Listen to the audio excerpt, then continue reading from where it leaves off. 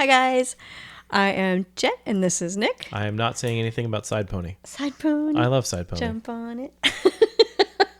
I'm glad you sang it. Welcome back to UTC Music Podcast, where we pick one of our favorite songs, talk about how it influenced our life, and then play it live with Nick on guitar and myself on vocals.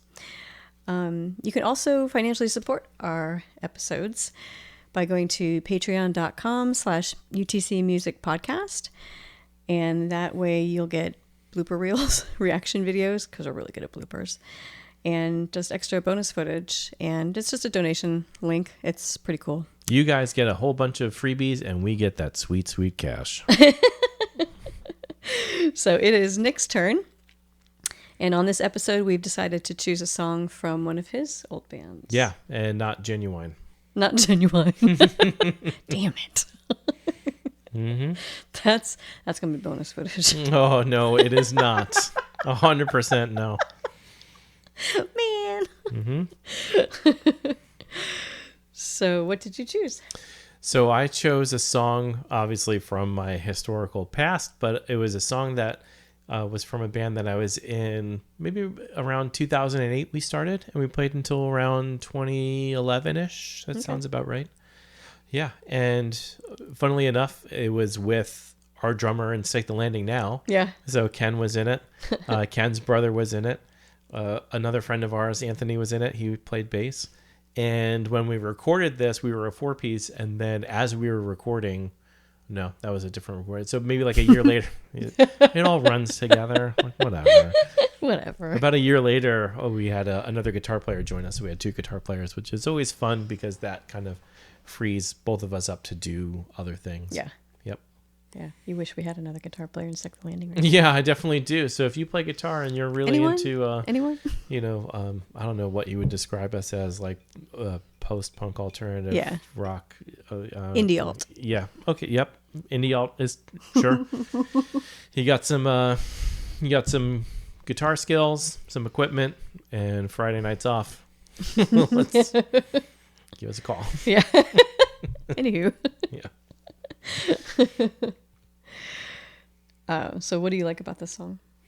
You know, I always enjoyed the song. It was a relatively straightforward kind of rocker. And when we would play it live and when we record it, it was just this big upbeat song that had a lot of good energy to it. It had fun. I thought the lyrics were good. I don't really ever partake in lyric writing, so it was fun for me to appreciate some of the things that he talked about and some of the ways that he put it, which was really cool. And then this actually ended up being a kind of like a secret track. Like, this is something that used to happen a lot more, before streaming, but where we recorded a whole album of, I don't remember, like 10 or 11 songs. And then after the last song was over, there was kind of a 3 or 4 minute pause. And then you got an extra song after that was still under that same like final track. And it was an acoustic version of this song. And that's what we decided to do. We decided to do the acoustic version. And I pointed out this morning, like, hey, fun fact, like when we recorded that acoustic version back in my bedroom, like with him singing and me just playing guitar, and it was just 2 mics, and I kind of packed out the bedroom with a lot of insulating material so it didn't get a lot of background noise and stuff, and I used my acoustic guitar. It's the same acoustic guitar that I used to record this episode. Pretty cool. Yeah, it's the same exact one, so it sounds pretty similar. Yeah it sounds exactly. It was really good. Yeah, it was fun. It was fun to revisit it. Yeah, sweet. What, like, did you guys do, like, how many live shows did you guys do? Like, live show. We did a lot of live shows. Yeah. I want to say, we must have played out over the course of 4 years 100 times. Dang. Maybe more than that.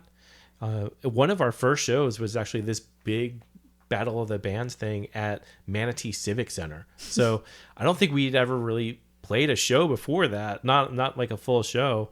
Our first show, we're like on stage at the Civic Center. Like, really? We didn't win like at all. Oh, but didn't even come close. How did you get into something like that? I don't remember how that got set up. I don't know.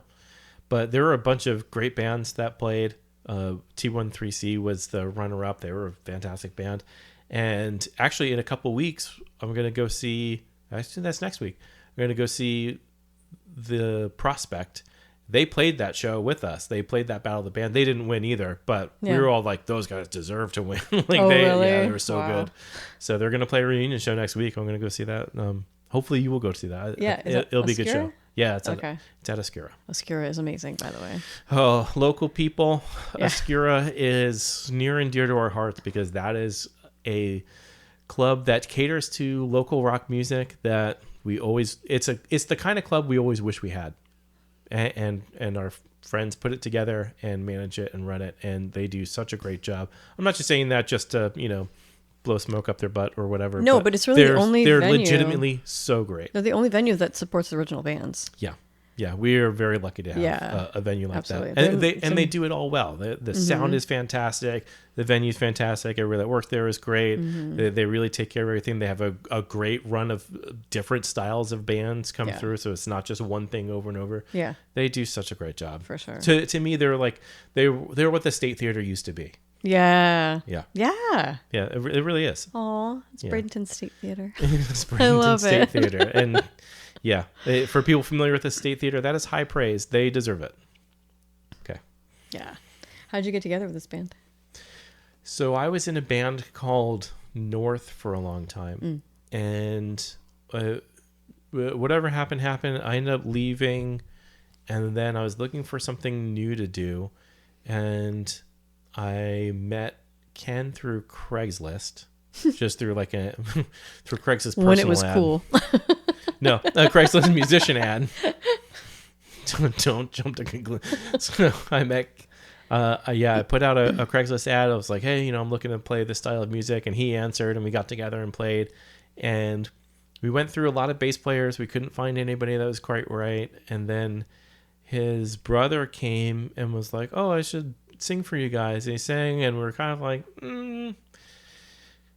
maybe, but whatever. And then we found another bass player, and we started playing more. And then Ken's brother Chris came back and was like, hey, I still want to play with you guys. I still want to sing. And then he sang over some stuff, and I was like, oh, I can tell you actually put a lot of work in since the last time you were here. Yeah, this could work. Nice. And we started playing together. And actually the first show that we really actually played wasn't with the four of us. It was just me and Chris and Anthony, the bass player.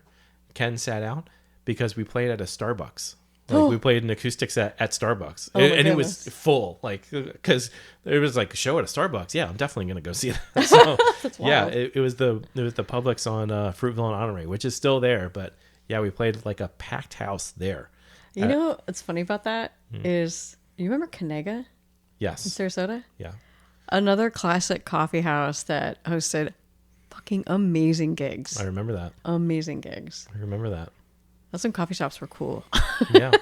Yeah. I bet you if we ask our friend Alan, he probably played Kanega with his band Blanket and stuff like that. Yeah. Okay. Yeah. Kanega, yo. Yeah. Man. These are some deep local pulls right now. Between Kanega and Oscura and State Theater and Starbucks. Oh, no. Just kidding. That Starbucks is kind of mind-blowing. It's kind of mind-blowing. it was But weird. had you not said that, I would have forgotten all about Kanega. Yeah, that's true. But yeah, so we played that acoustic show at Starbucks. The very next show was our show at the Civic Center. Totally random. We were like, we're off to a great start. We never played anywhere that big ever again. Well, Yeah, it was fun. it was good while it lasted. It was good while it lasted. And it was 3 years, yeah? Yeah, it was probably 3 or 4 years. Yeah, Okay. and we had some lineup changes in the middle, and it was usually, I think it was almost always me and Chris and Ken, the three of us. Our bass player left, and we got somebody else, and we got another guitar player, and he played with us for a while, and then, it just sort of ran its course, I guess. Obviously, we're still all friends and friendly, and Ken's in our band now, and his brother came to our show a few weeks ago. Yeah, and that was so fun. It was really cool. That's super fun. Yeah. Yeah, I'm yeah. actually excited for them to hear this, to be like, oh yeah, I remember doing that. And It's a short song. yeah, it's not crazy. Yeah, it's a short, super short. I was like, when I sat down to learn it, I was like, all right, a minute. I'm like, oh, that's it? Okay. When I sat down to relearn it, I realized, after Dallas, our other guitar player, came into the band, what I played on guitar really changed, because now he could take over some parts and I could be free to go crazy. So I would play all these like noodly kind of licks that I don't usually get to play. And then I was like, oh, wait a second. Now I have to focus on like, how does the song go instead of how do you just sort of meander over all this stuff. Yeah. So, You still found a way to noodle though. Yeah, a little bit. A little bit. Yeah, I kept it. But, we simplified it a little bit, but yeah. Yeah, no, it was fun. It's a song that I always liked. It was always fun to play. I don't know why my throat is all scratchy. Scratchy. Yeah. No, it was a fun song to play. It always had a lot of energy live. There was something that we always talked about doing, but we never did it. So in the song, it has this bridge section that's just these big long chords, and Chris is doing stuff on vocals, but the rest of it's just hitting these just big long notes. And we thought about after that. I take that back. That wasn't the song. No, maybe it was a different song. I'm telling you, it was a while ago. Because, I mean, now that was like 15 years ago. So Memories. I was thinking about this thing of like, I feel like we always wanted to set something up where halfway through the song, I would take my guitar off and throw it at Chris, and he would catch it and start playing guitar, and then I would take over on like the microphone, because it was just like a bunch of like whoa things. I was like, I could probably handle that. Yeah. Like, I'm not a good singer, but if enough people know it, maybe I don't have to be good. We always talked about doing it. We practiced it a couple times, but I don't think we ever actually did it. Oh, bummer. But I know it. Like if I were to see a band live do something like that, I'm like, this is awesome. This is so great. Did not see that coming. Plot twist. Cute. That would have been fun. That would have been fun, but I don't think we never did it. Not this song. But, I'm great at coming up with ideas. Well. Sometimes that's as far as it goes. Would you like to introduce the song? Sure. Yeah. So this is a song by the Once and Future Kings called Live to Be Miserable from the CD Connected, which you cannot find on Spotify. Spoiler alert.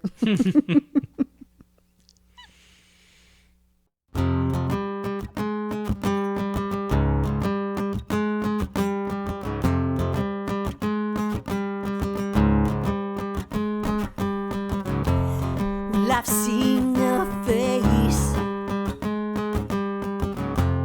Well, I've read the signs. Little to trace their broken minds. Let your feelings you can't control. Let down again. Sad to say it was your friend. Fleeting moments to gain. Well, I've seen the face.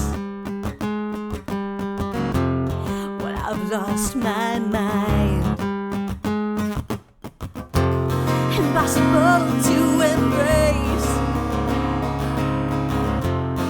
the hidden kind. Let your feelings you can't control. Let down again. Sad to say it was your friend. Fleeting moments to gain.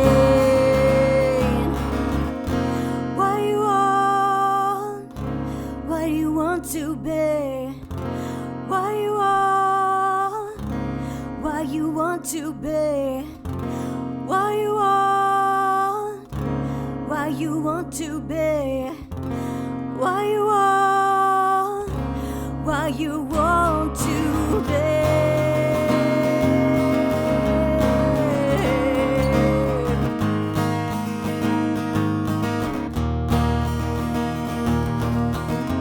Let down again. Sad to say it was your friend. Fleeting moments to gain.